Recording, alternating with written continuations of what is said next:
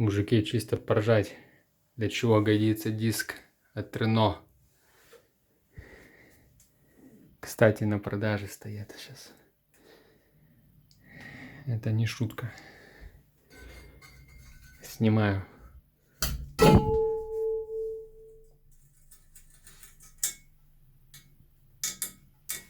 Все, труба начала стучать.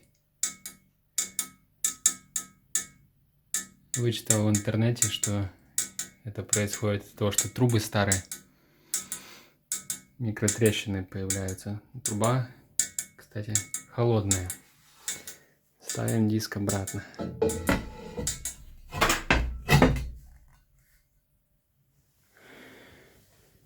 Вуаля!